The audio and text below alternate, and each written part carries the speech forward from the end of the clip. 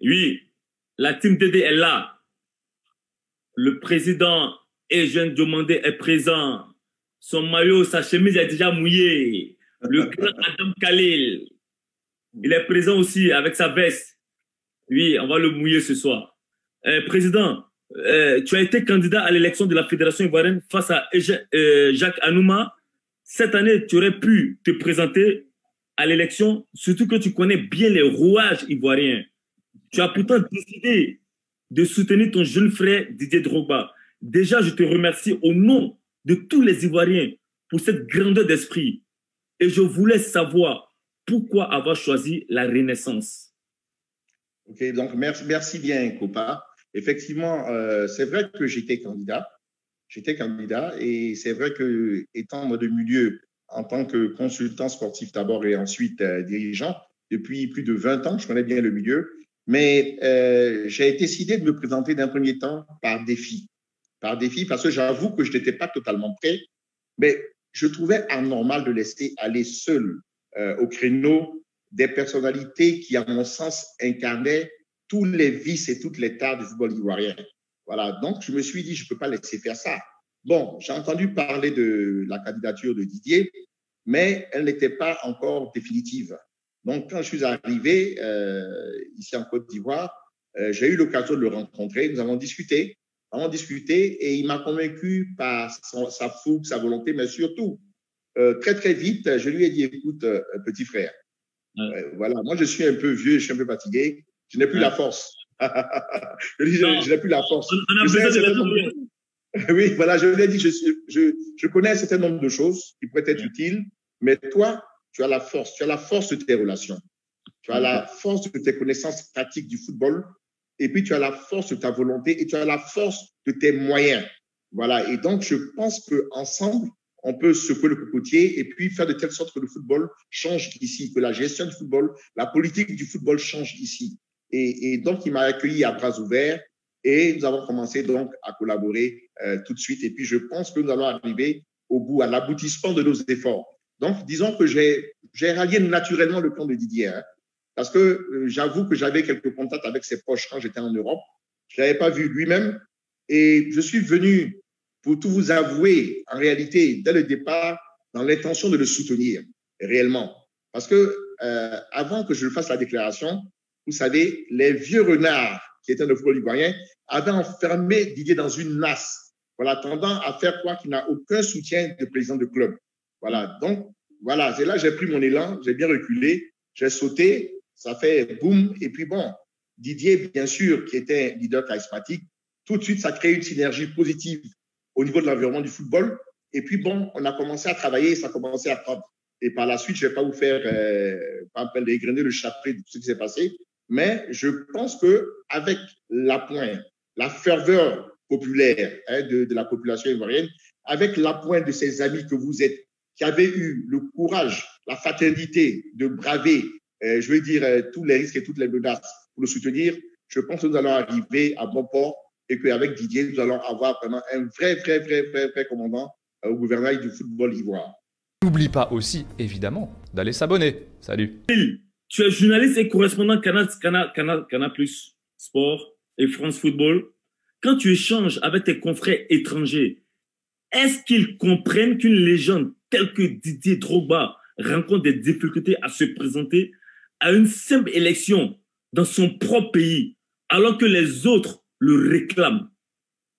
Et pour répondre d'abord à la question, je voudrais peut-être évoquer une anecdote concernant le président Eugène Diomandé, que sa modestie en souffre, parce qu'à l'époque, lorsqu'il se présentait à la présidence de la Fédération ivoirienne de football pour son vote, vous l'avez dit, le lien entre lui et Didier Drogba, ça date de longtemps parce que c'est un lien beaucoup plus symbolique.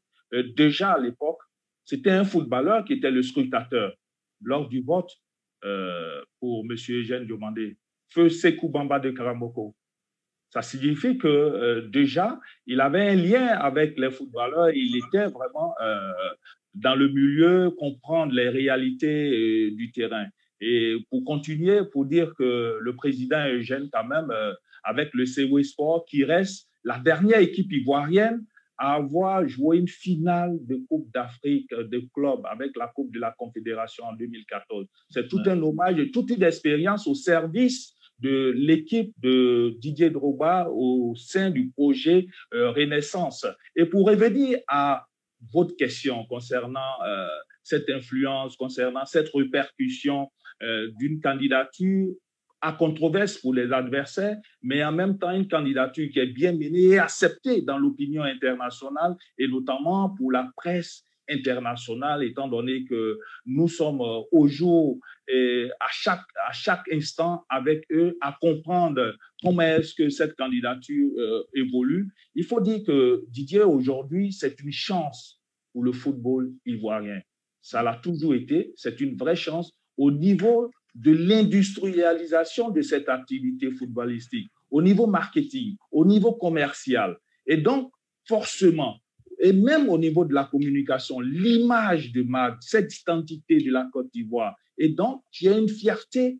Au-delà de cette fierté, c'est comment repositionner toute cette industrialisation. Il faut déjà la créer à travers le projet Renaissance où il y a des pans très, très, très importants aujourd'hui. Donc, c'est tout à fait normal que le monde entier s'intéresse à cette élection, non pas parce que Didier a des adversaires, mais surtout parce que c'est Didier Drogba qui conduit un projet novateur pour la Côte d'Ivoire et à travers ce projet-là, il y a des footballeurs, il y a des dirigeants de clubs, il y a des hommes de la société civile, des industriels qui sont bien dans le projet Renaissance qui a une dimension, on va dire, mondiale. N'oublie pas aussi, évidemment, d'aller s'abonner. Salut. Sur cette histoire de parrainage, lorsque l'AMAFSI s'est réuni à Yamoussoukro et a attribué son parrainage au candidat Sori Diabaté, ils étaient au nombre de 25, dont certains n'ont pas été convoqués. Face à cette marmaille, la vraie assemblée avec la présence effective de tous les membres qui ont donné le parrainage à Didier Drogba avec une majorité écrasante des voix.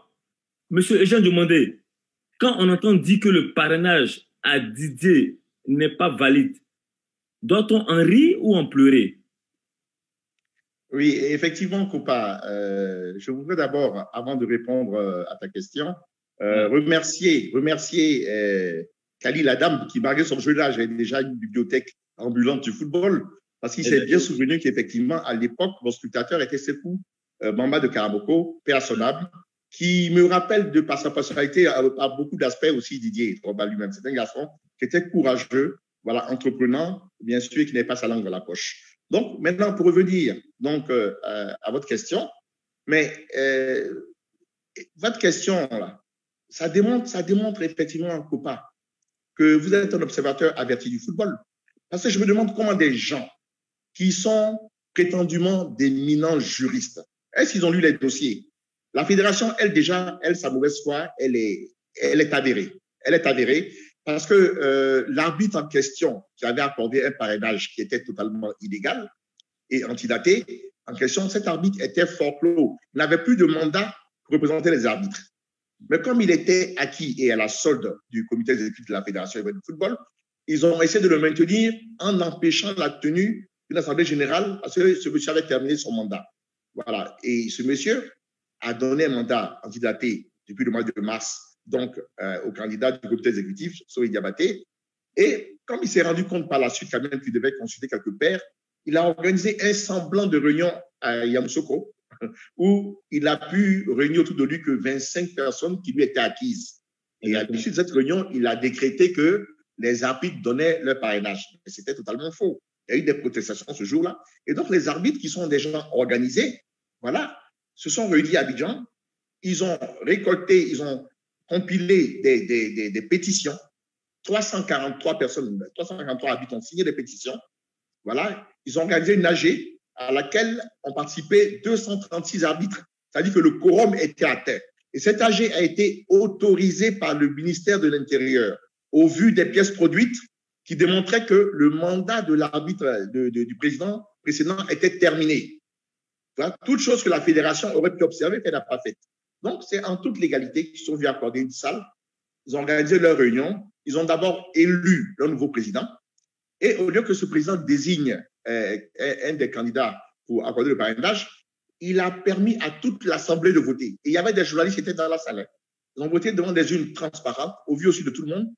Et il y a eu 218 voix pour Didier, contre une voix à Sori et une voix à Idriss Diabaté.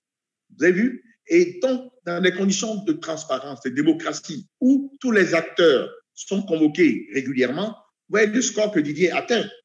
Voilà. Quand les gens disent que oui, il n'a pas le soutien des électeurs, et que donc, même si d'aventure, les candidats, comment ils peuvent gagner? Je dis, mais vous vous trompez.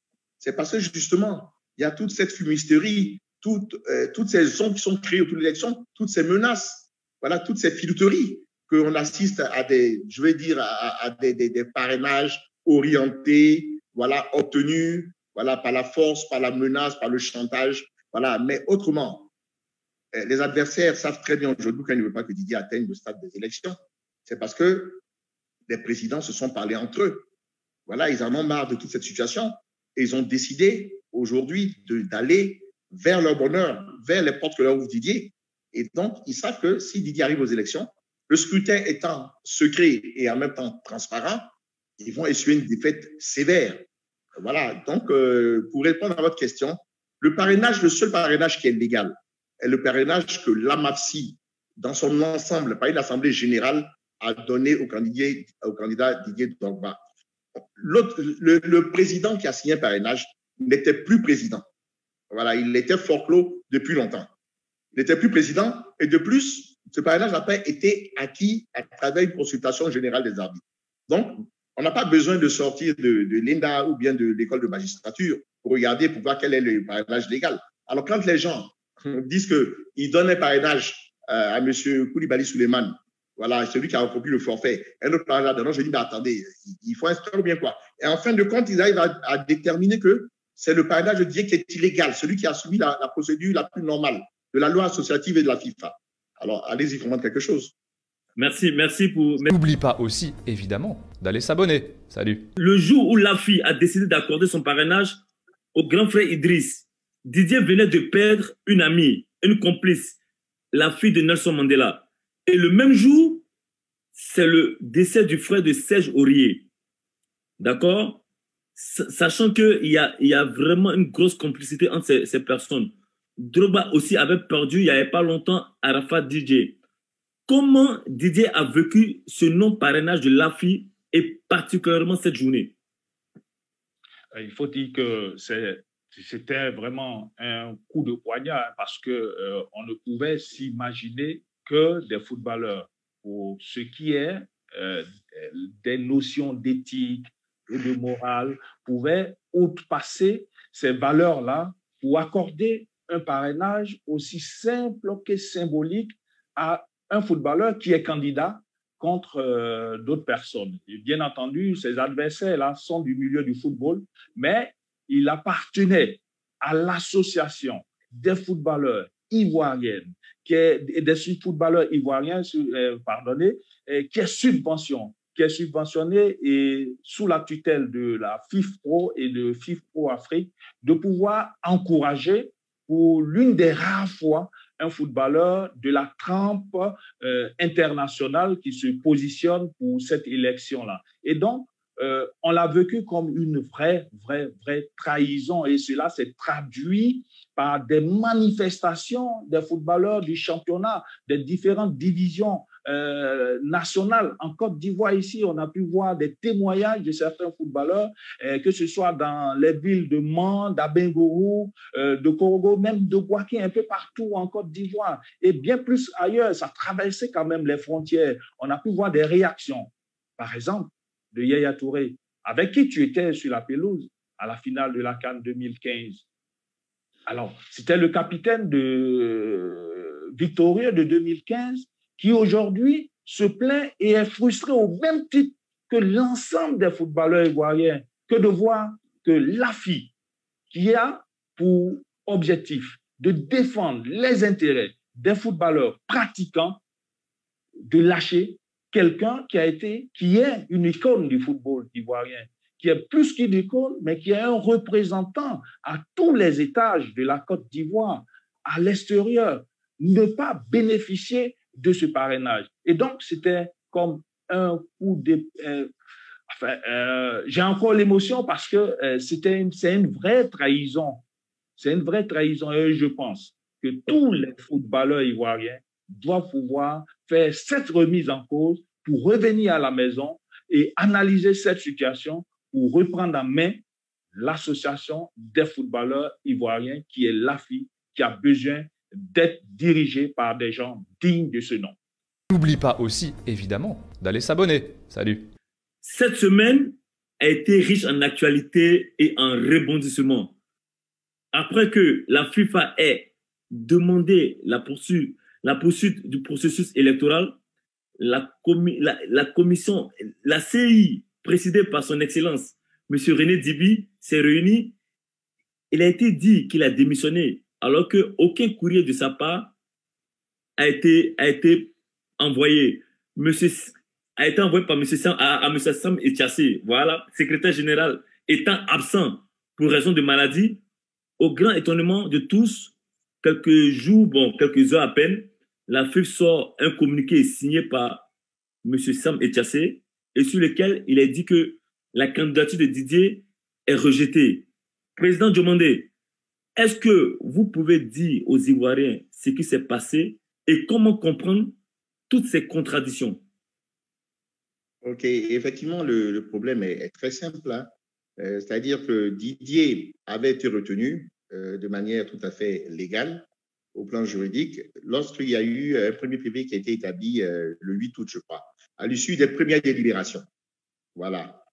Voyant donc que son plan avait échoué avec celui du comité exécutif, voilà, Sam Etiassé a refusé de signer ce PV parce que ce PV devait être co-signé et par le président et par le secrétaire de séance qui a un simple rôle de transmission, même pas le droit de vote.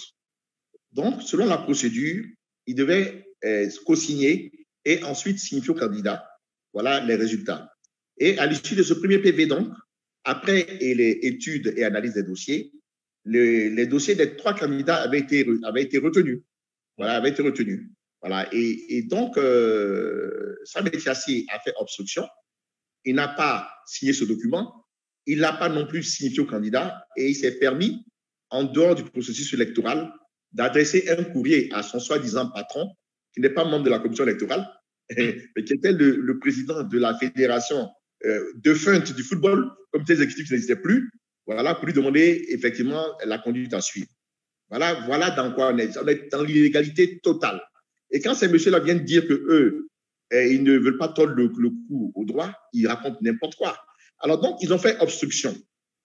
Le président Dibi, qui est un légaliste, a attendu un délai avant d'interpeller de nouveau Sam Etiassé, le sommant de signifier aux candidats les résultats de leur délibération. Sinon, il aurait pu lui-même, il avait le PV, il aurait pu lui-même proclamer les résultats. Mais c'est un légaliste. Voilà, donc il a pris le temps. Cela n'a pas été fait. Voilà, et pendant ce laps de temps, qu'est-ce que l'ancien président de la fédération fait? Il prend un communiqué pour dire qu'il a institué un comité d'urgence qui va convoquer une réunion, qui convoque une assemblée générale extraordinaire, voilà, en vue de recomposer donc la commission électorale. Voilà, et donc il fait le communiqué au nom du comité d'urgence et il signe Augustin Sidi Diallo, président de la Fédération ivoirienne de football. Alors vous voyez déjà, il se contredit. Mais en réalité, ce comité d'urgence n'avait pas lieu d'être parce que c'est un comité d'urgence qu'on met en place dans le courant normal, voilà, de la fonction de la fédération. Mais dans un cas comme celui-là, où la commission électorale avait été mise en place, la commission électorale devient de fait la fédération de football. C'est elle qui gère les élections et qui gère les grandes décisions de football, c'est la commission. Ce ne peut plus être la fédération. Voilà. Donc, voilà, ils ont piétiné le droit. Tout ça parce qu'ils ne voulaient pas valider, je veux dire, la candidature de Didier qui avait, elle, été validée par la commission électorale dûment composée. Voilà. Et donc, il y a eu une autre réunion qui s'est passée. Et à cette réunion, le président Dibi a demandé donc que Sam Etiassé signe le PV et que les résultats soient signifiés aux candidats. Et ce faisant, il s'est vu opposer, bien sûr, par la négative, la réponse de certains membres qui travaillaient pour le compte de la fédération. voilà, et qui ont demandé qu'il y ait une sorte de vote à nouveau. Alors, donc, il a claqué la porte. Mais il n'a pas démissionné. La nuance est là. C'est-à-dire que M. Dibi, qui a été désigné président de la commission électorale à l'issue de l'Assemblée générale ordinaire, comme le disent les textes de la commission électorale, M. Dibi demeure le seul président légal et reconnu envers la FIFA, la commission électorale. À partir du moment où il y a une réunion qui s'est tenue, sans lui, qu'il y a eu une recomposition qui a été effectuée en dehors de l'Assemblée générale ordinaire et sans l'accord de la FIFA, il fallait s'attendre à ce que, effectivement, cette réunion ne soit pas reconnue en tant que telle. Elle n'avait que pour seul objectif de faire croire que la candidature de Didier avait été reconnue à mauvais escient et d'éliminer Didier. Alors, c'était un peu trop gros, c'était cousu de fil blanc. Alors, de telle sorte que quand la FIFA a pris en quelque sorte la révocation par le comité exécutif du président de la commission électorale, elle s'est levée au nom des textes contre cette révocation et elle a suspendu automatiquement tout le processus électoral parce qu'il était hors des rails. Il était hors des rails et il était mené de manière, je veux dire, scandaleusement illégale. Voilà. Donc, ce qui s'est passé, c'est que la fédération a tenté un passage en force pour éliminer la candidature de Didier en dehors de tous les textes. Voilà. Et je ne sais pas sur quoi elle comptait. Je vois pour avoir l'accord de la fédération ivoirienne. Certainement que certains marabouts, là, ont dit qu'ils allaient endormir les gens de la FIFA parce que leur procédure était tellement grotesque et grossière que c'était impossible que la FIFA laisse passer cela. Vraiment. Donc, vous voyez, quand on est obnubilé, obsédé par la haine qu'on a vis-à-vis d'un individu, par la volonté de se maintenir coûte que coûte pour préserver ses propres privilèges, ben, on est aveuglé. C'est ce qui s'est passé. Donc, il n'y a pas lieu de croire, comme certains le disent, que la FIFA soutiendrait Didier. Non, la FIFA soutient ces textes, soutient le droit, voilà, et la normalité. Voilà, c'est le cas. Ok, Président, vous avez parlé de ce... N'oublie pas aussi, évidemment, d'aller s'abonner. Salut. Et ce qui me permet de faire cette précision, il y a un débat actuellement sur les réseaux sociaux, que ce soit en ville, que ce soit les détracteurs, peut-être pour la candidature de Didier Drogba, comme quoi la FIFA ne devrait pas s'intéresser à cela. Si, il faut que la FIFA s'intéresse à cela. Quand on est sous la tutelle d'une institution comme celle de la Fédération internationale de football association et qu'on bénéficie de ces subventions et qu'on participe à ces activités, que ce soit les séminaires, les forums qui sont financés par la Fédération internationale, il faut évidemment que la FIFA regarde et s'ingère dans ces problèmes locaux parce que les fédérations ne sont pas toujours bien organisées par la faute de certains individus. Et ce n'est pas la première fois que la FIFA va s'intéresser au problème du football ivoirien. En 2008, il y a eu un groupement de dirigeants de clubs qui a adressé des lettres à la Fédération internationale sous prétexte qu'il y avait des problèmes de gestion au niveau de la fédération. Ce groupement avait le label GIS, mais la FIFA a proposé une médiation à Zurich où les dirigeants des deux parties sont partis. Ensuite, au mois de mai 2018, la FIFA avait annoncé une suspension de la fédération, et je reprends les termes, de tout nouveau paiement ou virement en faveur de la fédération ivoirienne. Une décision qui faisait suite aux difficultés rencontrées par des auditeurs qu'elle avait missionnés, elle, la FIFA, en vue de vérifier une partie de la gestion. Pourquoi aujourd'hui, diantre, on ne voudrait pas que la FIFA s'intéresse et s'ingère dans un problème qui est créé de main de maître par des instigateurs, par un groupe de personnes qui ne voudraient pas le développement du football ivoirien. Il faut que ça s'arrête à un moment donné. Et donc, la FIFA a le droit de venir regarder ce qui se passe sous Cap en Côte d'Ivoire, comme elle a pu le faire en Sierra Leone récemment, au Nigeria, en Indonésie, au Soudan. Ce sont plus de 200 associations nationales qui sont concernées par cette fédération internationale. parce qu'elle les finance, elle les subventionne et elle a un droit de regard sur le fonctionnement interne. La FIFA finance de manière lourde les fédérations de football. Et la FIFA a un droit de regard sur la gestion de ces fédérations. Je fais une révélation que le président Salif Bitogo a déjà faite sur une autre chaîne de télévision. Il a établi aujourd'hui que la Fédération ivoirienne de football a reçu plus de 300 millions voilà, pour le soulagement des clubs, des associations et des joueurs dans le cadre de l'épidémie de Covid. Mais cet argent n'a jamais été redistribué. Cet argent n'a jamais été redistribué. Alors, vous voyez, comment voulez-vous que la FIFA ne s'ingère pas dans ces conditions-là aujourd'hui? Voilà, donc, il y a lieu que la FIFA s'ingère lorsqu'il y a un problème administratif, lorsque la procédure n'est pas suivie, mais lorsqu'il y a un cas de mauvaise gestion avérée, la FIFA doit s'ingérer et c'est pour le plus grand bonheur, donc, aujourd'hui du football ivoirien. J'entends certains présidents qui se sont illustrés tristement par ailleurs que nous connaissons aujourd'hui essayer de donner de la voix pour faire croire que les clubs ivoiriens seraient contre l'intervention de la FIFA. Mais cela ne veut rien dire. Ce sont encore des tentatives maladroites orchestrée par la Fédération ivoirienne de football, voilà, juste pour faire croire qu'elle est soutenue par les clubs. Mais je pense que ça n'ira pas très, très loin tout cela. Président Eugène Diomandé, aujourd'hui, on s'attaque à la candidature de Didier. On invalide ses parrainages alors que son dossier est complet. De l'autre côté, le candidat Sori n'a pas démissionné de son poste au sein de la Fédération ivoirienne de football et fait partie du comité de recours. Est-ce normal tout ça? Mais c'est totalement anormal, comme tu le relèves. C'est totalement. On vit dans une anomalie totale aujourd'hui. Donc, le fait qu'un candidat appartienne au comité exécutif, bénéficie des moyens alloués au comité exécutif pour faire sa campagne, mais je veux dire, c'est un gros scandale. C'est une grave entorse à l'éthique même et à la déontologie, je veux dire, de membres du comité exécutif de la fédération. C'est une grave entorse. Ce n'est même pas normal. C'est un fait, comme l'a relevé le vice-président Soumaro de la commission électorale, qui entraîne la nullité même de sa candidature. Alors, on n'en parle pas et on vient chercher des cheveux, des poux dans les cheveux de Didier.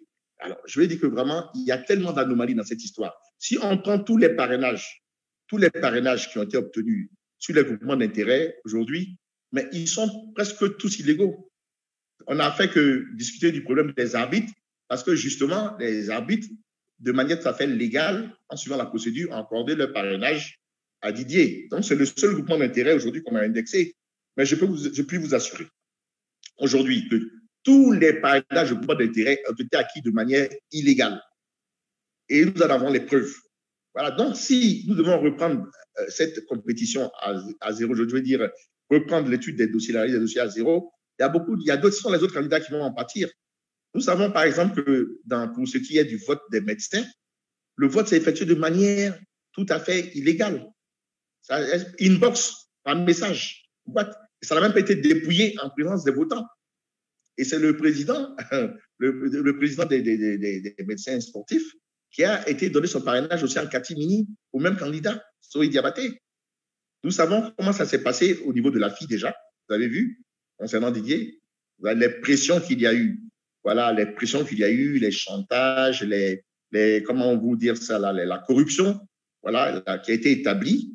Mais au niveau des anciens footballeurs aussi, dont Bamine Alain est à la tête, il y a eu encore une grosse irrégularité. Le président étant lui-même absent pour des raisons de cas de force majeure liés au confinement, voilà, on n'a pas attendu qu'il convoque l'Assemblée, on n'a pas attendu qu'il soit là. Et on a fait composer un bureau de manière illégale, qui n'a pas fait d'AG et qui a procédé à un vote. Presque tous les parrainages, y compris même certains de ceux du candidat Idriss Diallo, sont des parrainages irréguliers et illégaux. C'est Didier seul qui a acquis un parrainage de groupe d'intérêt de haute lutte de manière légale, en suivant la procédure normale. Et aujourd'hui, c'est à lui qu'on s'en prend en voulant dénier la légalité de ces parrainages. Donc, je peux vous dire, tout simplement, que la FIFA est en train de reprendre les choses en main. Nous ne savons pas quelle décision elle va prendre encore et nous ne pouvons pas en préjuger.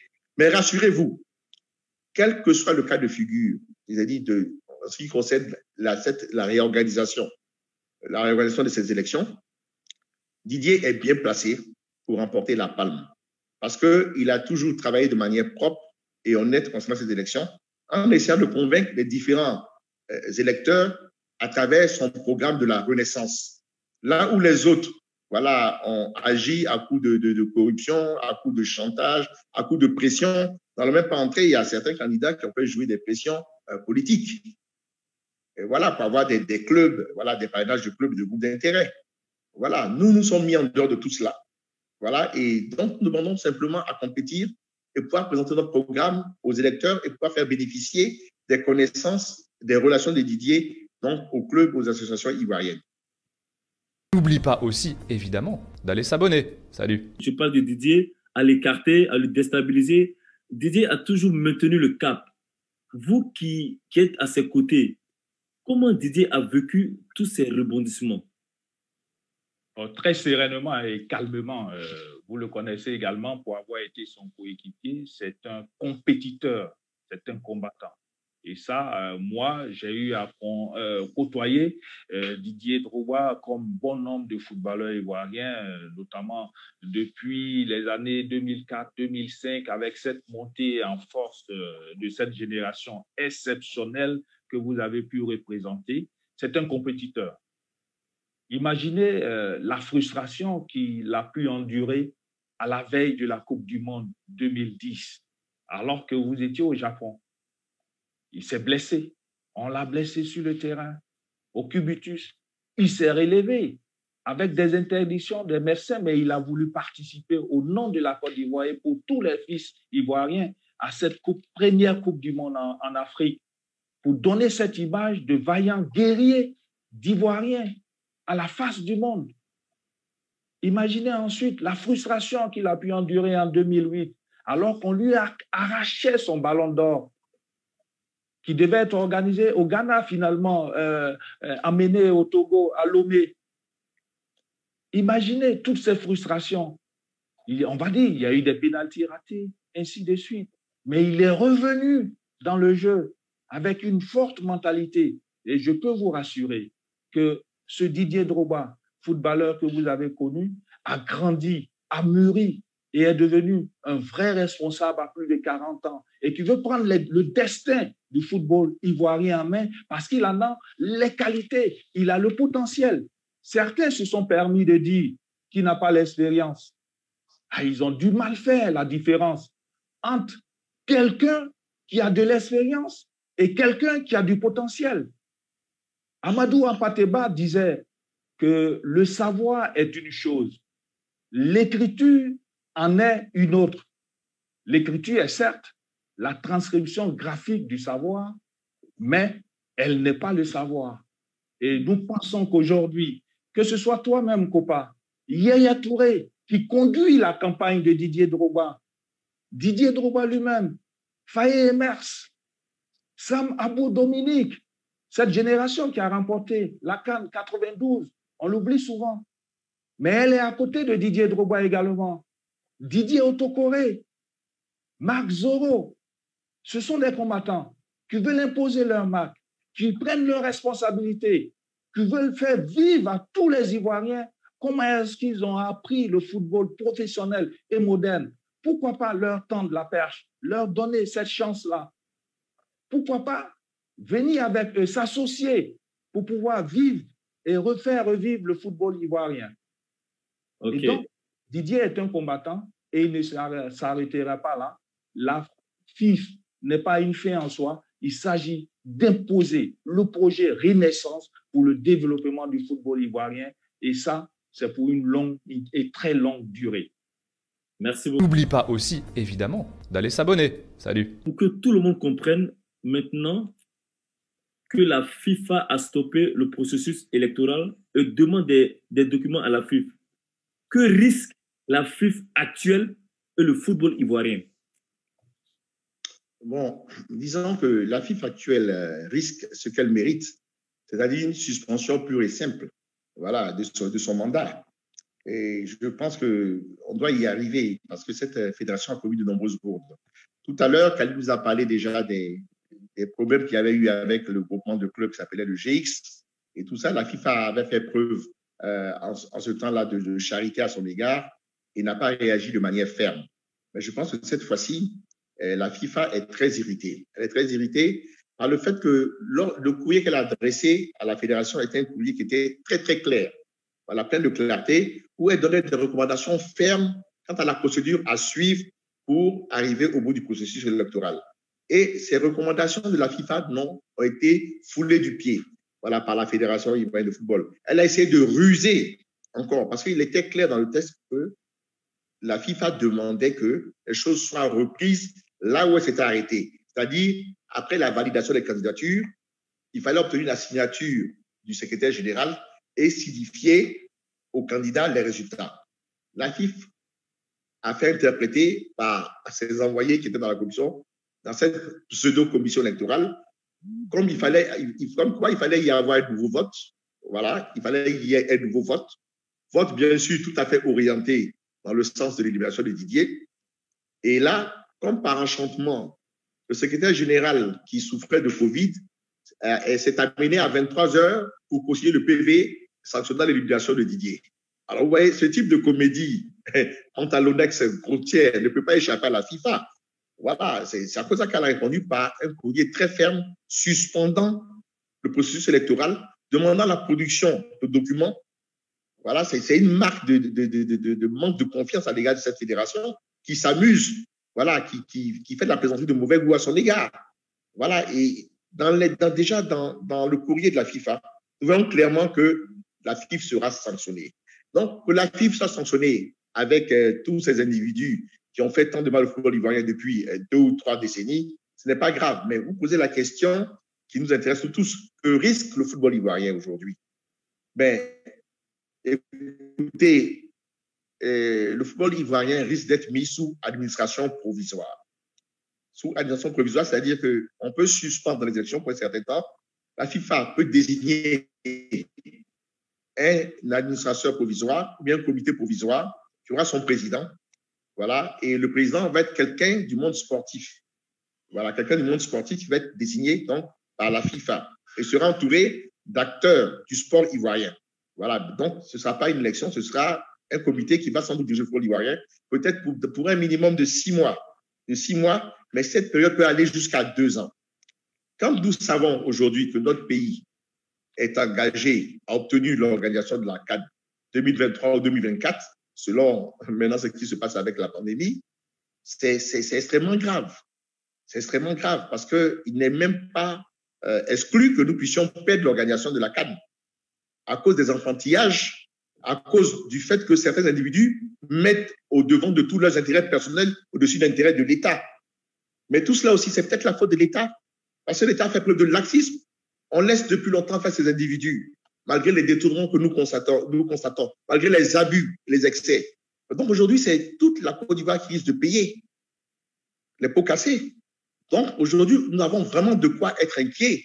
La meilleure solution, pour finir avec votre question, la meilleure solution serait que la FIFA désigne des superviseurs, c'est-à-dire après avoir analysé les dossiers, regardé les dossiers, amène des superviseurs sur place pour vraiment, comme on dit, superviser, c'est un pléonasme, superviser les élections, et procède à des élections avec une nouvelle procédure au niveau soit au niveau des parrainages, soit au niveau de l'élimination des parrainages, avec une nouvelle procédure, et en désignant des candidats, voilà, à aller à ces élections, en s'assurant de la clarté, de la transparence de ces élections.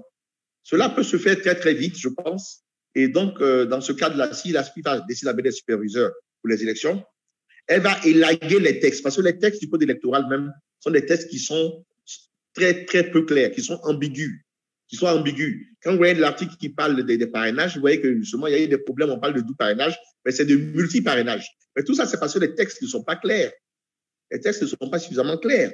Donc, à la limite, je veux dire aujourd'hui, si nous voulons éviter le spectre du comité provisoire, d'une suspension générale du football de Côte d'Ivoire et d'une perte éventuellement de l'organisation de la Coupe d'Afrique, il faut souhaiter que la FIFA vienne superviser les élections avec de nouvelles règles qui nous permettent d'aller vite à la désignation d'un président élu, et c'est ce que nous souhaitons.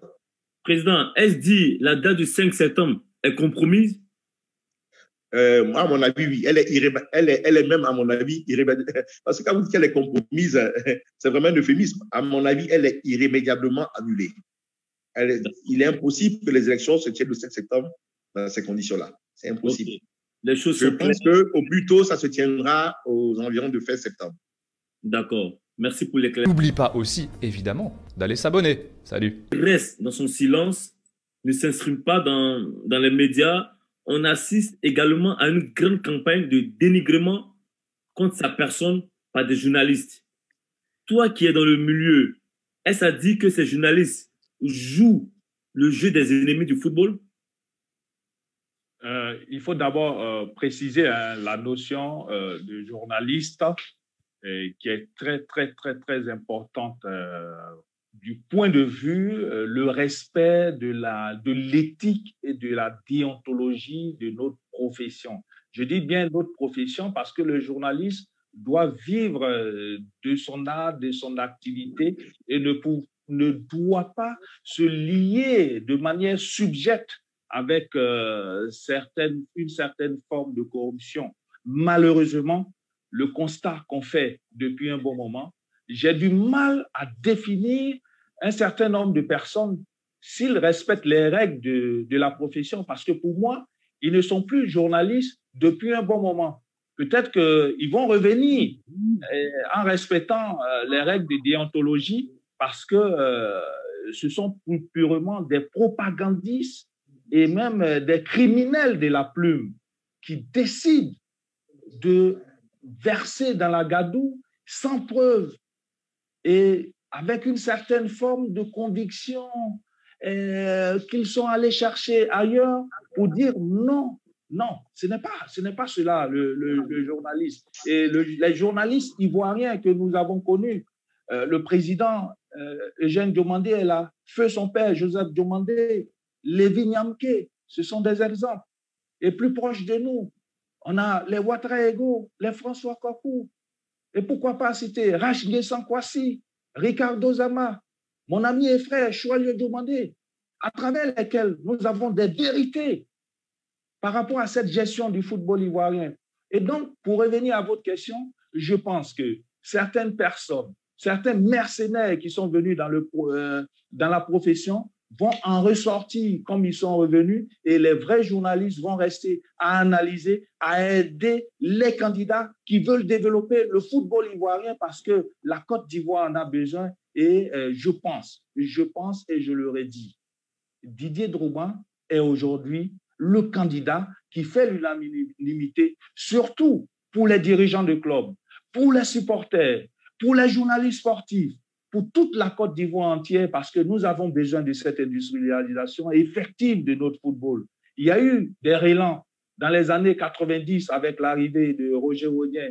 Il y a eu des mécènes, Maître Mondon Julien, paix à son âme, le grand président, le grand Manitou, Simplice Zinsou. Il y a eu des présidents de fédération, Jean-Brice Wabi, qui ont eu à tracer et mettre les bases de cette modernisation du football ivoirien. Il faut que ça continue. Il ne faut pas se voiler la face. Les clubs ivoiriens ne peuvent plus arriver aux finales de Coupe africaine de clubs et même les demi-finales, les quarts de finale. Voire, on ne participe même plus à ce niveau-là.